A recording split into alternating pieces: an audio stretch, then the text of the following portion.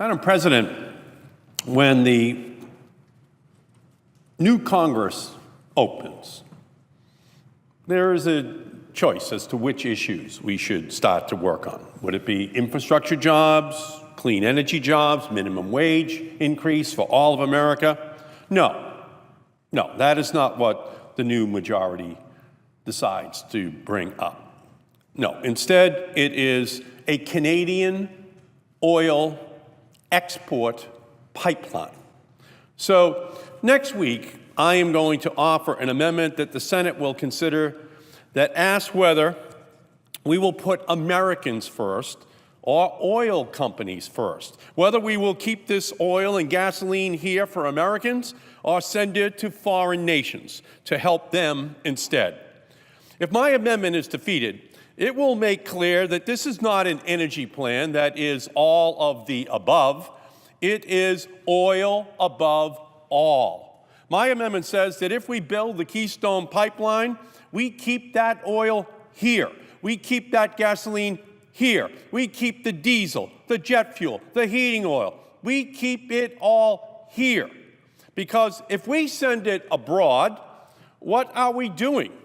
We're helping Canadian oil companies get a higher price for their oil. We're acting as the middlemen between dirty foreign oil and thirsty foreign markets. Without my amendment, there is nothing in the bill or United States law that would prevent this oil from being exported.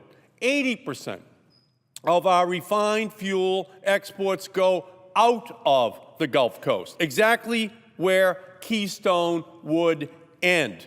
And foreign crude oil, including crude oil from Canada, can be freely re-exported. And we know what TransCanada's plan is because I asked them at a congressional hearing. I asked a senior TransCanada official whether he would commit his company to keeping the oil and refined products from Keystone in the United States of America, and he said no. And why do the oil companies want to export this Canadian tar sands oil? Because they can get a higher price and make more profits. Tar sands crude in Canada trades for $13 less than the U.S. crude benchmark. And the international prices are $3 higher than our prices. And if we do all of this, if we build this pipeline, and then we send this oil to foreign countries, then we have turned Uncle Sam into Uncle Sucker. Because, make no mistake, without my amendment, this bill won't do anything to help people at the pump. It will just serve to pump up the profits for oil companies. We shouldn't export this oil, even as we are forced to send young men and women to defend oil interests in the most dangerous parts of the world. So let us have that debate.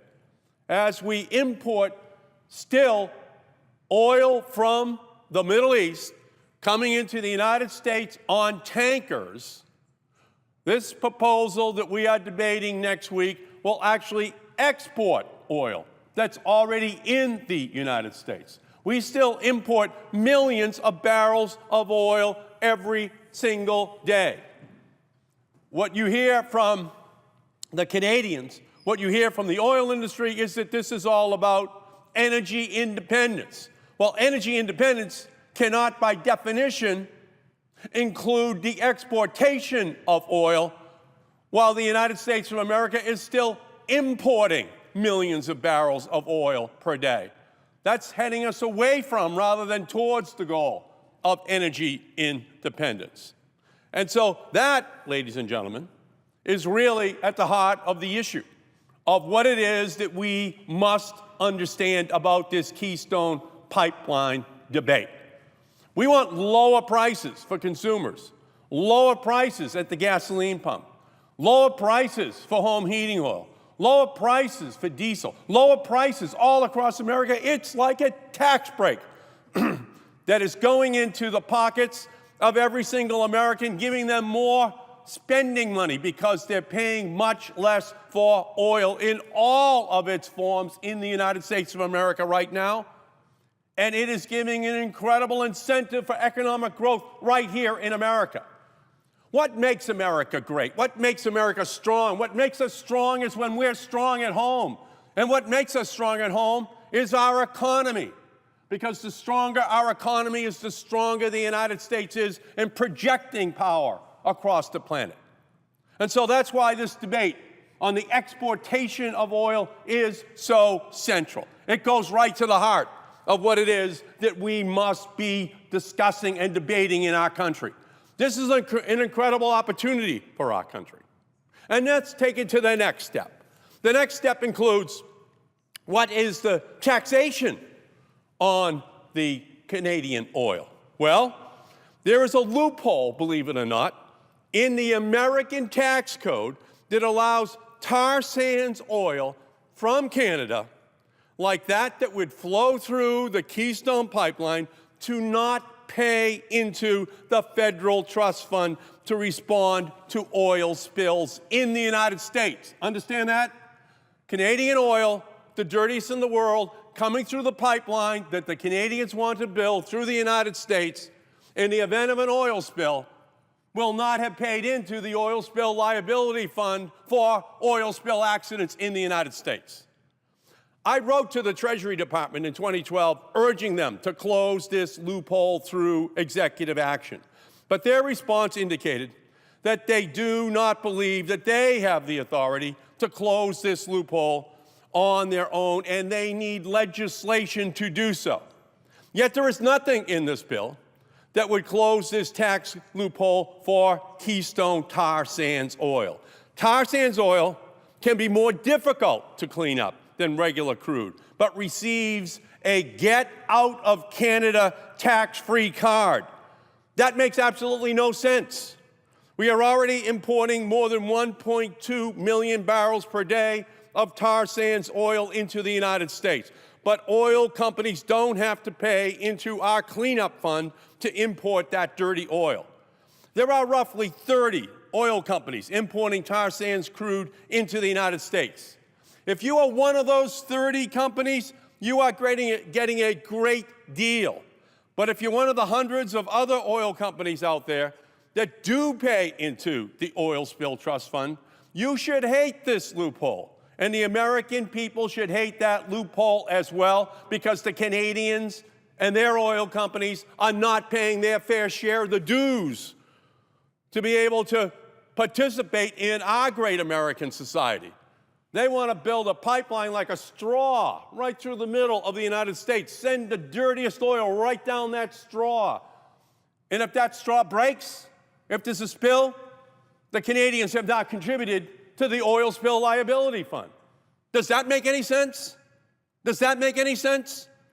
Of course it doesn't. That's why this debate is so important. The Congressional Budget Office says that this is going to cost the United States of America hundreds of millions of dollars, because the Canadians escaped their responsibility of paying for the accidents. So Senator Wyden and I are working here to make sure that we have an ability to close this loophole. And we're working with Senator Cantwell, the ranking member on the committee.